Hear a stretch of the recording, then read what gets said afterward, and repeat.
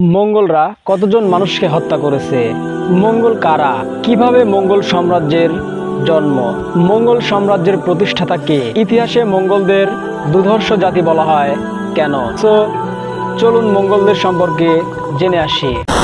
মঙ্গলদের সম্পর্কে ঐতিহাসিকগণের মধ্যে বিভিন্ন মতভেদ রয়েছে। কোন ঐতিহাসিকগণ মনে করেন যে তারা মঙ্গোলীয় দেশ হতে এসেছিল বলে তাদেরকে মঙ্গল বলা হয়। আবার এটিও মনে করা হয় যে চীন দেশীয় শব্দ মঙ্গ অর্থাৎ সাহসী শব্দ থেকে মঙ্গলদের উৎপত্তি। মঙ্গলরা অত্যন্ত সাহসিকতার পরিচয় দিয়েছিল। অনেকেই মনে করেন যে মঙ্গলরা হুন জাতির বংশধর।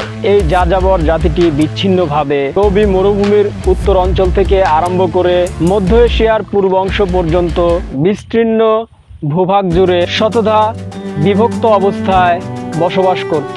তাদেরকে আবার তাতার বলেও অভিহিত করা হয়েছিল।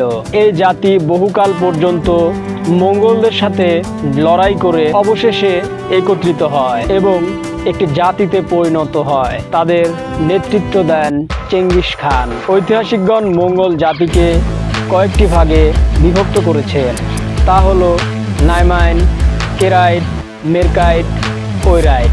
তবে চীনা ঐতিহাসিকগণের মতে মঙ্গলগণ তিনটি শ্রেণীতে বিভক্ত ছিল: শ্বেত তাতার, কৃষ্ণ তাতার, বন্য তাতার। অন্যান্য যাযাবর জাতির ন্যায় মঙ্গলগণ তাঁবুতে বসবাস করত। তারা পশুর চামড়া পরিধান করত। তারা খুব সহজ সরল ও অনাড়ম্বর জীবনযাপন করত।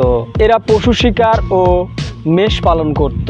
দুধ, মাংস, জীবজন্তু, পোকামাকড় খেয়ে তারা জীবন ধারণ করত। পরিষ্কার পরিচ্ছন্নতা সম্বন্ধে তাদের কোনো ধারণাই ছিল না। এদের কিছু সংখ্যক ছিল খ্রিস্টান, তবে অধিকাংশরাই সূর্যের পূজা করত।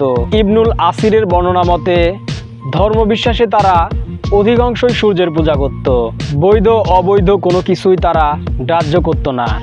নির্বিচারে তারা সব কিছুর মাংস খেত। এমনকি তারা কুকুর, শূকর ও অনুরূপ কোনো জীবজন্তুর মাংসই বাদ দিত না।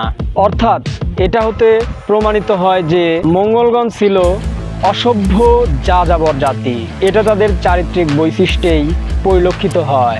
মঙ্গল জাতির উত্থান ঘটেছিল চেঙ্গিস খানের একক নেতৃত্বে। তার পূর্বে এ জাতির কোনো পরিচয় ইতিহাসে পাওয়া না গেলেও তারা দ্বাদশ শতাব্দীর প্রথমার্ধে উত্তর চীনের কিং বা নুচিয়ান বংশের অধীনস্থ ছিল। চেঙ্গিস খানের প্রপিতামহ কাবুল খানের নেতৃত্বে মঙ্গলরা ঐক্যবদ্ধ হয়ে ওঠে এবং 1138 থেকে 39 খ্রিস্টাব্দে কিং বানুচিয়া সাম্রাজ্যের বিরুদ্ধে বিদ্রোহ ঘোষণা করে। মঙ্গলদের এই বিদ্রোহের নায়ক ছিলেন কাবুল খানের ভ্রাতুষ্পুত্র ইসুজাই, আর এই ইসুজাইয়ের পুত্রই চেঙ্গিস খান। কাবুল খানের বলিষ্ঠ নেতৃত্বে মঙ্গলগণ জাতীয় চেতনাবোধে উদ্বুদ্ধ হয়ে নিজেদের অস্তিত্ব সম্বন্ধে সজাগ হয়ে ওঠে। অতঃপর দ্বাদশ শতাব্দীর শেষের দিকে মঙ্গল রাজা চেঙ্গিস খান তাদেরকে সুসংগঠিত করে একটি শক্তিশালী সামরিক জাতি হিসেবে বিশ্বের দরবারে পরিচয় করিয়ে দেন।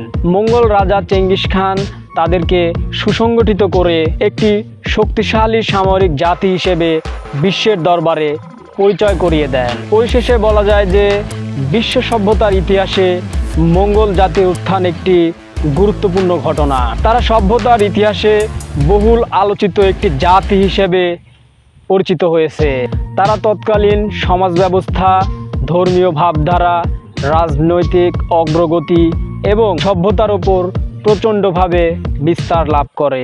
এই ছিল আজকের ভিডিওটি দেখে যদি আপনি একটুও কিছু শিখে থাকেন অবশ্যই ভিডিওটিতে একটি লাইক দিবেন এবং যদি আপনার কোনো মন্তব্য থাকে অবশ্যই কমেন্ট বক্সে কমেন্ট করে জানিয়ে দিবেন। এই ভিডিওটি আপনি আপনার বন্ধুদের সাথে মেসেঞ্জার, হোয়াটসঅ্যাপ, টেলিগ্রাম গ্রুপে শেয়ার করতে পারেন।